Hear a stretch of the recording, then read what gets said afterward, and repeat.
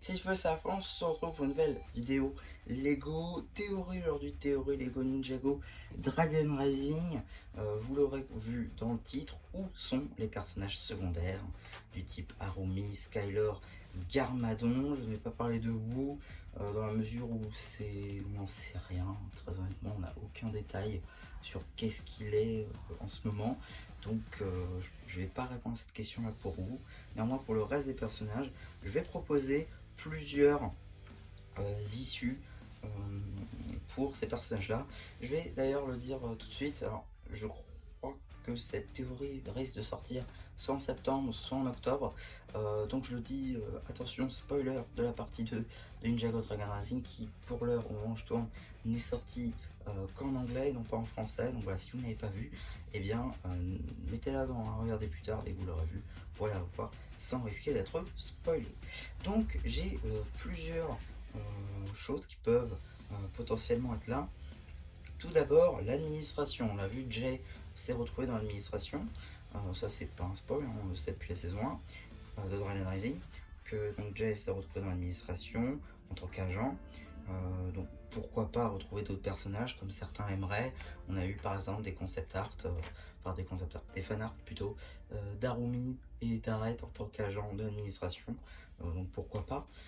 Ensuite, disperser à travers tous les royaumes, ce serait le plus logique et en même temps le plus vague, donc on va pas forcément garder ça. Perdu la mémoire, comme Jay par exemple, même si je trouverais que ça fait un peu doublon, mais je vois pas non plus pourquoi Jay sera le seul à qui ce sera arrivé, donc pourquoi pas. Emprisonné quelque part, ce qui paraîtrait logique pour certains personnages, on va venir. Emprisonné par quelque chose, là pareil c'est du même volet.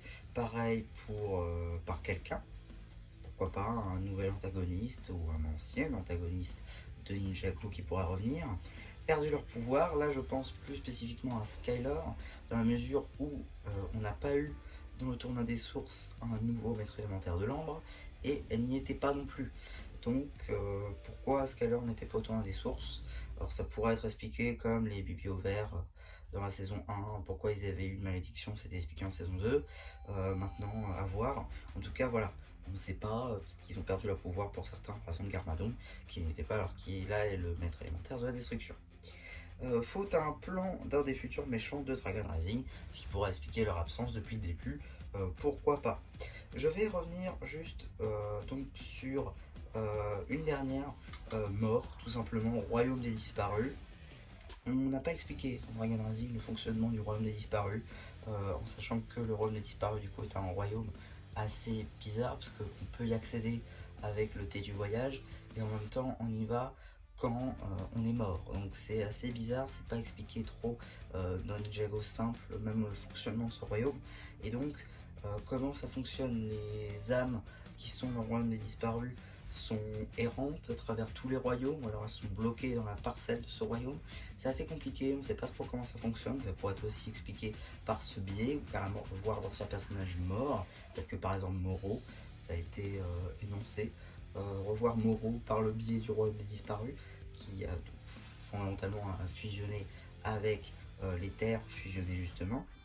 Et donc j'aimerais quand même aussi revenir sur l'administration, parce que j'ai un propos là-dessus. L'administration est, je pense, plus qu'une organisation avec des agents incompétents. On l'a bien vu, les agents d'administration ne sont pas très compétents. L'administrateur, toujours inconnu jusqu'alors, est, je pense, un des futurs grands antagonistes de Dragon Rising, ce qui expliquerait d'ailleurs le manque ou l'absence de figurines Lego des agents de l'administration. Ce serait, je pense, le plus logique de les mettre en tant que grand antagoniste d'une prochaine vague, ou tout du moins d'une prochaine saison, parce qu'après tout on les voit dans toutes les saisons, c'est teasé, comme Jay peut être teasé d'ailleurs dans chaque saison, donc je trouverais ça logique qu'il y ait un lien entre tout ça.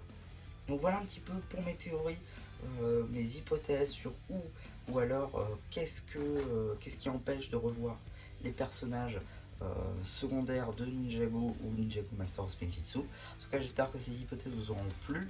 N'hésitez pas à me mettre les vôtres une fois que j'aurai fait le post communautaire, liker ce post ainsi que cette vidéo, à vous abonner. Et voilà, du coup, c'est un champion qui vous dit bye bye.